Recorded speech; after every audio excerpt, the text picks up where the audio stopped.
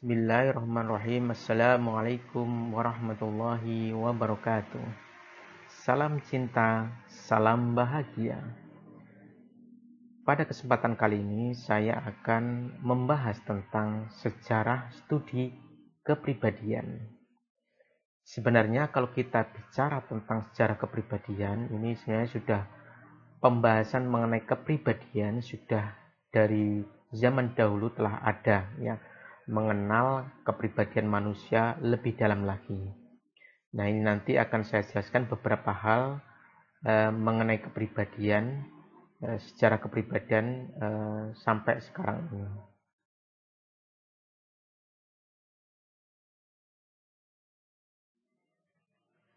Nah, yang pertama adalah usaha-usaha prailmiah untuk mengetahui kepribadian, ya.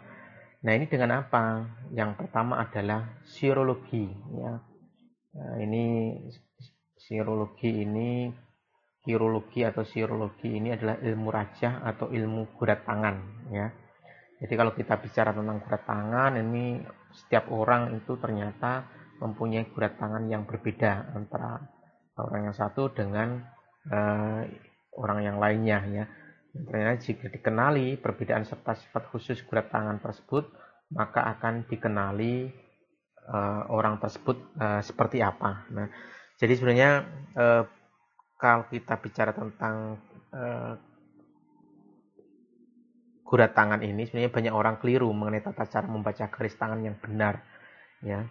Jadi kalau sebenarnya ada dua cara ya membaca garis tangan yang benar, itu kiromansi dan kirologi, ya. Kalau kiromansi itu biasanya adalah meramal dengan menggunakan tangan dengan medianya serta tujuan utamanya adalah memprediksi masa depan.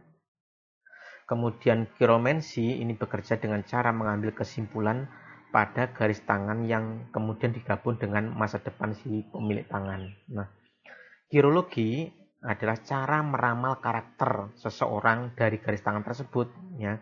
Nah, cara ini biasanya dilakukan oleh dokter untuk mendiagnosa sebuah penyakit yang ada di dalam tubuh seseorang. Nah, sementara itu, selain dari garis tangan, meramal seseorang itu juga bisa menggunakan tekstur kulitnya, besar tangan, bentuk tangan, ya. Tetapi cara meramal yang sudah terbiasa dilakukan itu biasanya ya dengan menggunakan garis tangan, ya. Nah, lalu apa saja yang biasanya diramal? Nah, itu ini diantaranya adalah garis hidup, ya. Ini merupakan garis terpenting sebab garis ini mewakili lamanya kehidupan seseorang. Kemudian juga hubungan rumah tangga, keluarga, dan sebagainya. Nah, ini garis ini bertambah kuat vitalitas dan kesehatan seseorang jika memiliki garis yang panjang dan tebal di di tangannya, ya, di telapak tangannya. Kemudian juga ada garis hati, ya. Ada headline, itu di gambar sudah ada. Kemudian juga ada garis hati, ya, headline, ya. Nah, biasanya garis ini menunjukkan masalah, perasaan, dan emosional seseorang. Bahkan dapat diartikan juga pada organ jantung, ginjal, dan organ lainnya.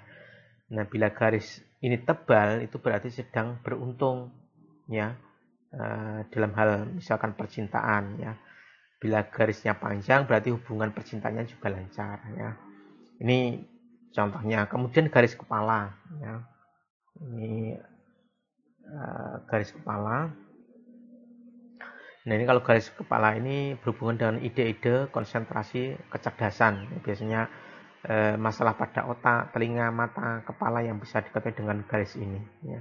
Kemudian juga ada garis takdir, biasanya juga ada. Garis ini berhubungan dengan hal yang mempengaruhi peristiwa pribadi seseorang dalam kehidupan, ya. Kemudian juga ada garis Mars, ya. Kalau garis Mars itu garis ini termasuk langka. Garis ini hanya dimiliki oleh orang yang bertenaga ekstra dalam kehidupan yang berhubungan dengan hal-hal yang bersifat spiritual. Kemudian juga ada garis pernikahan. Nah, biasanya garis ini berarti baik untuk masa depan dalam hubungan jodoh, ya. Bila garisnya tebal, maka orang tersebut akan cepat mendapatkan jodohnya. Kemudian juga ada garis matahari, ya, sunline, ya kan. Garis ini menunjukkan keberuntungan dalam kehidupan seperti sukses, terkenal dan dihormati. Kemudian juga ada garis Venus, ya. Garis ini berarti pada hubungan pernikahan, ya. Bila garis ini nampak bercabang, itu berarti mempunyai lebih dari satu hubungan, ya. Nah, ini contoh usaha-usaha prailmiah yang pertama, yaitu sirologi, ya, atau ilmu rajah atau ilmu kurat tangan.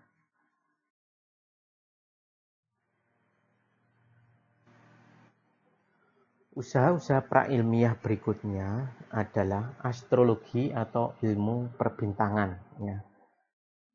Jadi menurut astrologi ini ada pengaruh kosmis terhadap manusia, ya. Ketika manusia lahir berada pada posisi tertentu terhadap benda-benda angkasa, dan ini akan menentukan kepribadian manusia tersebut, ya. Kalau kita bicara tentang astrologi, ini hampir tiap hari pasti kita sering melihat, ya, artikel misalkan zodiakmu hari ini apa, siomu apa, ya. Nah, ini kan memberikan info peruntungan, ya, misalkan seperti ini. Nah, terlepas percaya dan tidak, ya, di tengah-tengah kita, tapi memang itulah yang ada. Dan menurut astrologi ini, perbintangan ini ada hubungannya dengan kehidupan atau kepribadian manusia. Ilmu perbintangan sebenarnya sudah ada sejak zaman dahulu, ya. Manusia sejak dulu memiliki sejarah kuat dengan ilmu perbintangan. Misalnya petani zaman dulu di peradaban Mesir kuno, ya, menggunakan langit sebagai kalender untuk melihat kapankah sungai Nil akan meluap. Nah, ini contohnya, ya. Kemudian juga para pelancong melihat langit sebagai kompas untuk menentukan arah tujuan, ya, dan masih banyak lagi, ya. Nah, kemudian ilmu peramalan tidak diketahui secara pasti, ya, kapan dan dari mana itu tidak diketahui. Nah, kemudian kalau kita bicara tentang ilmu perbintangan atau ramalan, ini dilakukan di berbagai daerah dan dipercaya berhubungan dengan hal-hal yang bersifat gaib, ya, bersifat mistis, bersifat ada hubungannya dengan para arwah, dewa dan sebagainya, ya. Nah, contohnya di peradaban Cina kuno, para bangsawan melihat gerhana bulan dan matahari sebagai tanda momen baik atau buruk bagi rajanya, ya. Kemudian kalau bagi apa, ya, NASA, ya, astrologi tidak berhubungan dengan ilmu pengetahuan, ya. Kalau kita NASA, ya, lembaga antariksa Amerika Serikat, ini mengatakan bahwasanya astrologi ya bukan ilmu pengetahuan, ya, karena berbeda dengan astronomi, ya. Kalau astrologi itu lebih kepada ramalan yang didasarkan pada benda-benda luar angkasa, di mana kedudukan benda langit itu sedikit banyak mempengaruhi kepribadian seseorang. Sementara kalau astronomi itu adalah sebuah studi ilmu pengetahuan tentang apapun yang ada di luar angkasa, ya. Jadi kalau di NASA, astronomi itu dipelajari, ya. Sementara astrologi karena memang bukan wilayah ilmu pengetahuan, sehingga ya dianggap tidak menjadi ilmu, ya. Jadi seperti itu. Nah, ini berkaitan tentang apa namanya astrologi. Dan kalau kita bicara tentang zodiak, ya, bintang, ya, zodiak yang kita kenal sekarang ini diambil dari zaman Babilonia, ya. Jadi kalau orang-orang Babylon sudah membagi zodiak menjadi 12 sejak 1500 tahun sebelum Masehi, ya. Namun di kala itu namanya belum seperti sekarang, ya, masih the lion, the great twin, ya, dan sebagainya. Nah, kalau yang zodiak sekarang itu kan sudah Aries, Taurus, Gemini, Virgo, Scorpio dan sebagainya. Nah, ini sudah ada beberapa apa namanya pembagian. Dan konon, ya, pembagian zodiak ini bisa dibaratkan dengan pizza, ya, dipotong sama rata menjadi 12 bagian, ya. Nah, konon seperti itu. Nah, ini memang masih debatable, astrologi tidak terbukti benar secara penjelasan secara ilmiah, ya. Nah, ini ada pula yang teori yang mendukung kebenaran pengaruh tanggal lahir itu, ya, berpengaruh terhadap kepribadian. Tapi ini adalah salah satu usaha prailmiah yang dilakukan manusia untuk mengetahui kepribadian.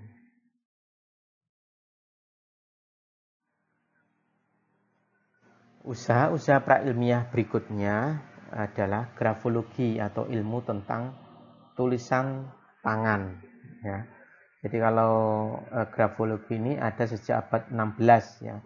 Jadi segala gerak yang dilakukan manusia merupakan ekspresi jiwanya, termasuk gerakan ketika menulis. Hal-hal yang diperhatikan adalah tebal tipis tulisan, tumpul runcing, condong tegak, naik turun, besar kecil, tetap tidaknya ukuran jarak tulisan dari tepi kertas dan sebagainya itu dikatakan sebagai grafologi. Ya. Jadi kalau grafologi itu dapat diartikan sebagai ilmu tentang tulisan. Ya. Ada dua jenis grafologi, yakni grafologi yang bernaung di bawah psikologi dan grafologi yang ada dalam bidang linguistik. Ya. Kalau dalam bidang psikologi, grafologi adalah tentang analisis pola tulisan tangan yang dapat mengidentifikasikan kondisi psikologis maupun karakter dari seseorang. Nah, ini secara umum grafologi dikategorikan sebagai ilmu semu. Ya. Jadi berbeda dengan psikologi yang mengurusi kejiwaan. Nah, grafologi di linguistik itu adalah penyetaraan dengan fonologi dalam kajian bunyi bahasa manusia. Ya. Jadi satuan dalam grafologi disebut grafem yang setara dengan fonem. Yang selain itu ada pula grafetik yang setara dengan fonetik, sehingga satuannya pun disusun setara, yakni graf yang setara dengan font. Nah, ini seperti itu ya penjelasan tentang grafologi. Ya. Nah, ini grafologi ya yang dianggap memiliki dampak dalam evaluasi kepribadian oleh pendukungnya yang secara empiris tidak dapat dibuktikan keabsahannya. Ya, sebenarnya gini, masih debatable juga untuk mengetahui kepribadian manusia ya. Jadi lewat tulisan tangan, apakah tulisannya miring atau tegak, berarti orangnya itu juga mempunyai pendirian tegak, apalagi tulisannya tebal ya. Berarti sangat verbal sekali ya. Sementara misalkan kalau tulisannya tipis itu misalkan, nah itu berarti orangnya itu samar, semu ya. Jadi tidak terlihat dalam beberapa menyatakan sesuatu itu ya tidak begitu tegas ya. Biasanya seperti itu. Ada juga yang tumpul, runcing, kemudian condongnya ke arah mana ya. Ada juga yang nulis jawaban misalkan itu sampai munyer itu kan, miring sampai muter-muter. Nah, itu terkadang ya, itu kan juga bisa dilihat dari kepribadiannya. Walaupun sebenarnya ini juga masih debatable mengenai ilmu grafologi ini, tapi sampai sekarang ini masih tetap dipelajari dan terus dikaji mengenai dibalik tulisan seseorang itu yang dikaitkan dengan kepribadian manusia.